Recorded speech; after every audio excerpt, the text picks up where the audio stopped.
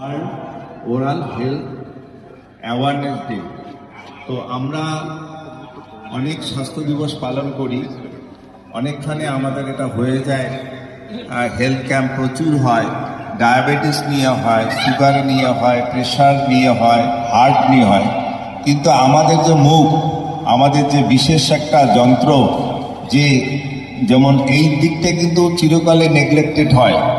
অর্থাৎ যেমন একটা কথা আছে, দাঁত থাকলেই দাঁতের মর্ম বোঝে না, যখন দাঁত ব্যথা হয় তখনই দাঁতের ডাক্তারের কাছে যায়।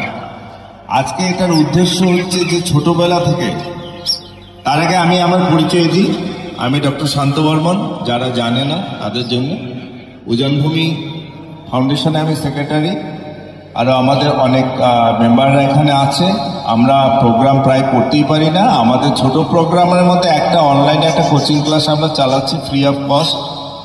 আমাদের উজানভূমি ফাউন্ডেশনের যে মেইন উদ্দেশ্য, সেটা হচ্ছে গ্রামের গরিব এবং মেধাবী ছাত্রছাত্রীদের তুলে আনা, তাদেরকে যথাসম্ভব আর্থিক সাহায্য, বইপত্র সাহায্য দিয়ে তাদেরকে পড়াশোনায় হেল্প করা, অন্যদিকে শিক্ষিত বেকারদের অল্টারনেটিভ রাস্তায় পৌঁছে দেওয়া। অর্থাৎ সরকারি চাকরি পাবে না, তোমার কি।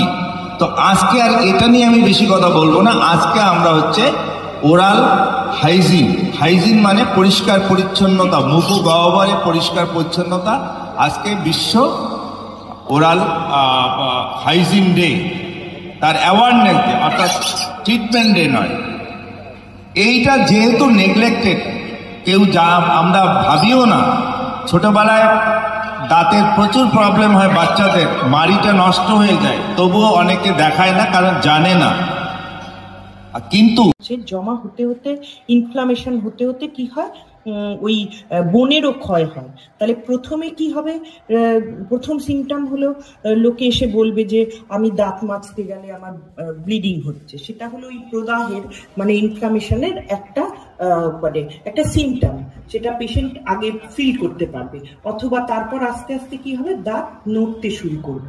তাহলে এইগুলোকে বন্ধ করার জন্য, এবং এর জন্য কি হবে, মানুষের মুখে একটা দুর্গন্ধ হবে, কারণ এটা তো ব্যাকটেরিয়া।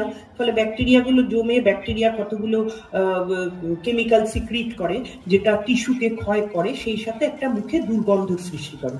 এই দুর্গন্ধ কি করে, আমাদের পাবলিকলি কথা বলতে এক ধরনের আমাদের অনীহা চলে আসে, কিংবা লোকে আমার মুখ থেকে দুর্গন্ধ পায় কথা বলবার সময়। অথবা তাহলে এটাতে আমার কি হচ্ছে, কনফিডেন্সটা লস হচ্ছে। এটাতে আমার কি হচ্ছে, এটাতে আমার সেলফ এস্টিম কমে যাচ্ছে। তাহলে এইগুলোকে রেজ হয় যদি আমার ওরাল হেলথটা মেনটেন হয়। তাহলে এই ওরাল হেলথটা মেনটেন কিভাবে হবে? এই ওরাল হেলথটা মেনটেন হওয়ার মেইন উপায় হলো আমাকে ভালোভাবে ব্রাশ করা। প্রথমত আমি কোন ধরনের ব্রাশ চয়েস করব। দেখবেন কত রকমের যে আজকাল নানা রকমের এত যে অ্যাডভার্টাইজমেন্ট হচ্ছে, এই ব্রাশ, জিগজ্যাগ ব্রাশ, এই ব্রাশ, ওই ব্রাশ। কিন্তু এত ব্রাশের দরকার হয় না। আপনি যদি 20 টাকা খরচা করেন, একটা মিডিয়াম দাঁড়া ব্রাশ। ব্রিসেল সাধারণত 3 রকমের হয়, একটা হয় সফট, আবার এখন আলট্রা সফটও বার করছে। এবার এগুলোতে কি হচ্ছে, পেশেন্ট যেই ব্লিডিং হচ্ছে তখন পেশেন্ট কি বলছে, ভাবছে তার মানে আমার ব্রাশিংটা হয়তো জোরে হচ্ছে। তখন উনি কি করছেন, আরো আস্তে ব্রাশ করছেন এবং দোকানে গিয়ে আলট্রা সফট ব্রাশ কিনে আনছেন। তাতে কি হচ্ছে, এই যে ময়লাগুলো পরিষ্কার হচ্ছে না, আরো বেশি ময়লা জমছে। আলটিমেটলি আস্তে আস্তে কি হচ্ছে, আরো বেশি প্রদাহ হচ্ছে এবং আরো বেশি ক্ষয় হতে থাকছে। ফলে সেটা একমাত্র প্রিভেন্ট করা যাবে, একমাত্র আটকানো যাবে যদি ঠিক ব্রাশ চয়েস করা যায়। আমার যদি প্রথম মানে রক্ত পড়তেও থাকে, কিন্তু যদি আমার ব্রাশিং টেকনিকটা ঠিক হয় এবং আমার ব্রাশ চয়েসটা ঠিক হয়, তাহলে কিন্তু আমি এই মানে ময়লাগুলো ঠিকমতো পরিষ্কার করে দিলে, সেই ময়লাগুলো কিন্তু যতক্ষণ নরম থাকবে ততক্ষণই আমি নিজে ওটাকে পরিষ্কার করতে পারবো। কিন্তু এই ময়লাই যখন আস্তে আস্তে শক্ত হয়ে যাবে, সেইগুলো কিন্তু আর তখন আমাকে কোনো দন্ত বিশেষজ্ঞের কাছে যেতে হবে। ওটাকে একবার পরিষ্কার করিয়ে নেওয়া, তারপর সঠিক উপায়ে ব্রাশ করা। সেই সঠিক উপায়ে ব্রাশটাও কিন্তু দেখিয়ে দেবেন একজন দন্ত